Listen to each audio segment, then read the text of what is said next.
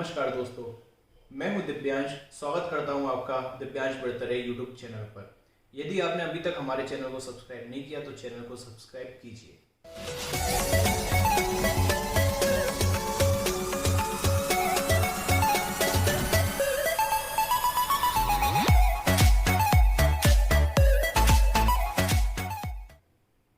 यदि आपने अभी तक नाउन के प्रीवियस पार्ट्स नहीं देखे तो आप प्लेलिस्ट में जाके पहले के पार्ट्स आप दे सकते हैं। आज हम स्टार्ट करते हैं नाउन का अगला क्लास। तो लास्ट चैप्टर में, लास्ट क्लास में मैंने आपको बताया था कि कुछ नाउन ऐसे होते हैं जिनके अंत में एस या ईएस लगा होता है तथा वे हमेशा प्लूरल होते हैं। वो कौन से होते हैं? वो आपके टूल्स होते हैं, जैसे कि सीजर्स, टोंग्स, क्लिपर्स, और वे कपड़े जो आप कमर के नीचे पहनते हैं, जैसे कि जीन्स, पैंट्स, ट्राउजर्स, पजामास, ये सभी ये हमेशा कैसे होते हैं? प्लूरल होते हैं।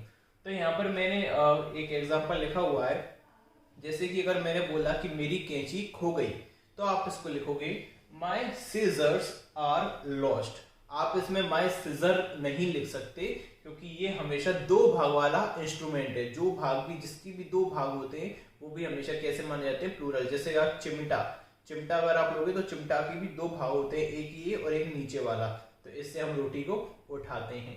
ठीक है, तो यहाँ पर आएगा माई सीजर्स, नॉट सीजर। और ये कैसा होता है? बहुवचन होता है, प्लूरल होता है हमेशा, आर लॉस्ट। क्लियर है? नेक्स्ट देखना, योर गॉगल्स। गॉगल्स यानी क्या होता है? चश्मा जो आप लगाते हो उसके भी दो भाग होते हैं, एक इधर होता है, एक इधर होता है। ऐसा तो हम नहीं पहन सकते ना चश्मा कि जिसका एक लेंस चला गया और दूसरा चालू है, दोनों ही लेंस होना जरूरी है। तो इसलिए ये भी कैसा होता है? हमेशा बहुवचन। तो your goggles are not good. ये क्वेश्चन है, मैं आपसे जानना चाहता हूं, यदि आपको ये पता है तो कृपया कमेंट में मुझे बताइए, अदरवाइज मैं नेक्स्ट वीडियो में इसको बता दूंगा। आपका क्वेश्चन है politics, Khalistan are dirty game. इसमें आप क्या भरोगे? इसमें इज भरोगे या फिर आर भरोगे?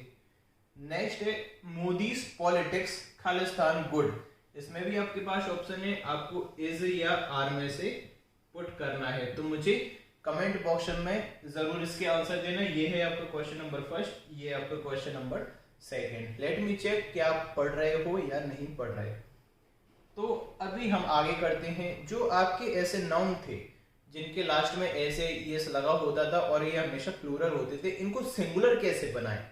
तो सेम तरीका है, जैसे कि जो हमारी अनकाउंटेबल नाउन थी, जैसे कि furniture, information, baggage, luggage, advice, equipment, इनको हम सिंगुलर कैसे कर रहे थे और प्लूरल कैसे कर रहे थे? अ पीस ऑफ या अ सेट ऑफ लगाकर। तो अ सेट ऑफ इंफॉर्मेशन या अ पीस ऑफ इंफॉर्मेशन हम बोल सकते थे। और यदि दो से एक से ज्यादा इंफॉर्मेशन है तो हम कैसे लिखते थे? टू पीसेज ऑफ इंफॉर्मेशन या टू बिट्स ऑफ इंफॉर्मेशन। ठीक है, तो सेम तरीका है। जैसे कि यदि आपको बताना है कि मेरे पास एक कैंची है, आपको क्या बोलना है? मेरे पास एक कैंची है, तो आप बोलोगे आई हैव। जैसे देखिए एग्जाम में गलती कैसे आती है, आई हैव अ सीजर करके गलती आती है। आई हैव अ सीजर, आपको पता है ये सीजर तो ऐसा होता ही नहीं है। हमेशा सीजर में क्या लगा होता है? लास्ट में एस लगा होता है। ठीक है, क्योंकि ये बहुवचन है तो हम डायरेक्ट आ का प्रयोग नहीं कर सकते। तो आपको क्या करना पड़ेगा? यदि आपको बताना है कि मेरे पास एक कैंची है तो आपको लिखना पड़ेगा I have a set of या अ पेयर ऑफ। ये क्या लिखोगे आप? A pair of scissors. मेरे पास एक जोड़ी कैंची है। ऐसे ही पेंट या जीन्स के लिए यदि आपको बताना है कि मैंने कल एक पेंट खरीदा तो आप क्या लिखोगे इसको? I bought a pair of jeans yesterday. मैंने कल एक जोड़ी पेंट खरीदा या एक जोड़ी जीन्स खरीदा। तो I bought a pair of jeans yesterday. Clear है? ठीक है। नेक्स्ट सनग्लासेस, इसमें भी आप क्या बोलोगे?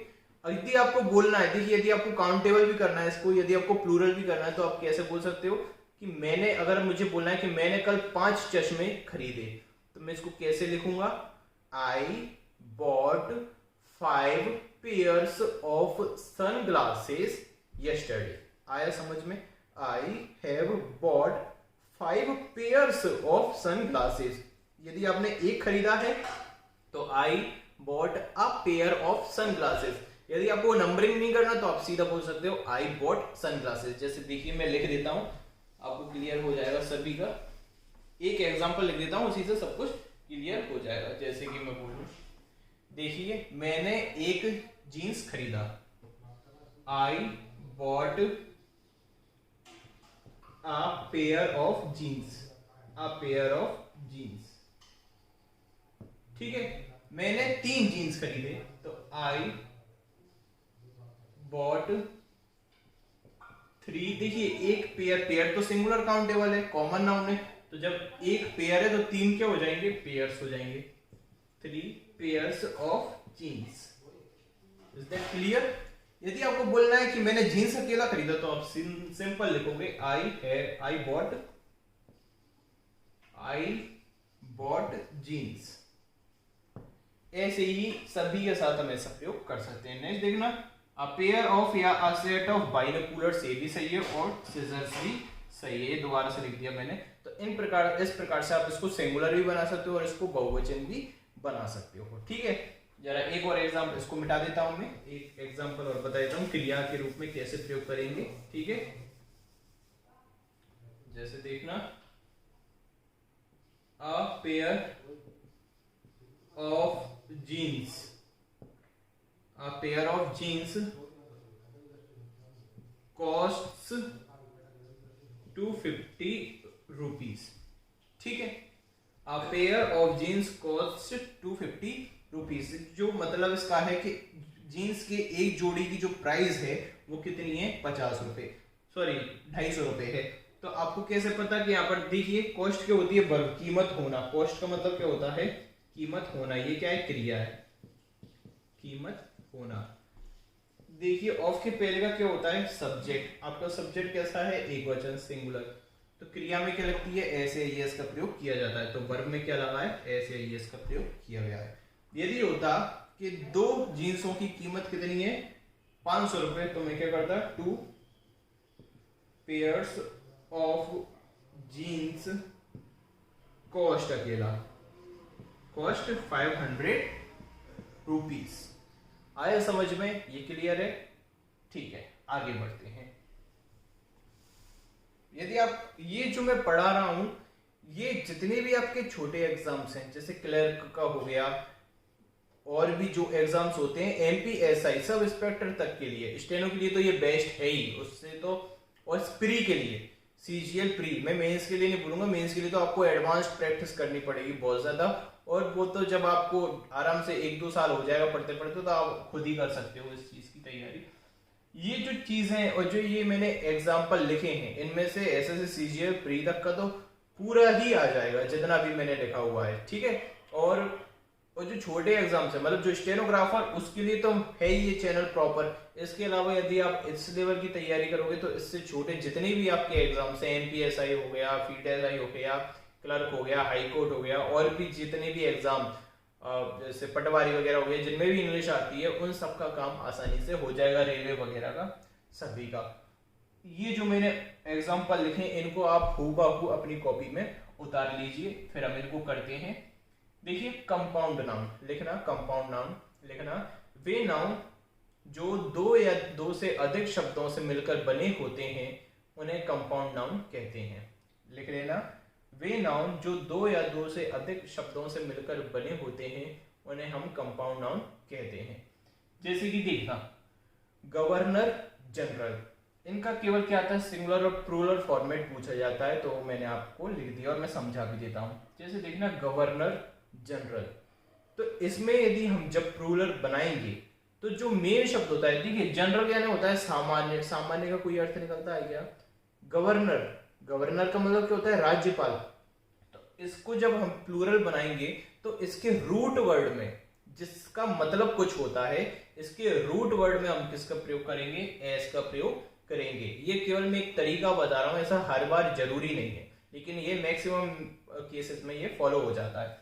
जैसे देखना, गवर्नर जनरल, जनरल सबके अंदर आएगा, ठीक है, लेफ्टिनेंट जनरल आता है, ठीक है, और ऐसी गवर्नर जनरल है, तो जनरल कॉमन है, लेकिन इसका जो रूट वर्ड है वो क्या है, गवर्नर, जिससे इसकी पुष्टि हो रही है कि हाँ ये राज्यपाल से रिलेटेड ऐसा कुछ पद है। ठीक है, तो इसमें जब प्लूरल बनाएंगे तो हम लगाएंगे गवर्नर के अंदर एस, तो मैंने वहां पर लिख दिया है गवर्नर्स जनरल। ये है आपका सिंगुलर और प्लूरल क्या है, गवर्नर्स जनरल।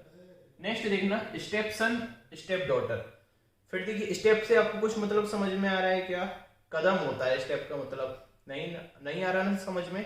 स्टेप सन का मतलब होता है सौतेला पुत्र और स्टेप डॉटर का मतलब क्या होता है, सौतेली पुत्री। तो इनके जो शब्द हैं, जो मेन शब्द हैं, जो रूट शब्द हमें समझ में आते हैं वो है सन और डॉटर। तो जब इसका हम प्लूरल बनाएंगे तो हम स्टेप में प्लूरल ना करके हम सन को और डॉटर को प्लूरल करेंगे। जैसे कि स्टेप सन का प्लूरल क्या हो जाएगा आपका, स्टेप सन्स, और स्टेप डॉटर का आपका प्लूरल हो जाएगा स्टेप डॉटर्स। क्लियर है। नेक्स्ट देखना brother in law, father in law, mother in law, sister in law. ठीक है, ब्रदर इन लॉ यानी कौन होता है, साला। मदर इन लॉ यानी कौन होती है, सास। सिस्टर इन लॉ यानी क्या होती है, साली।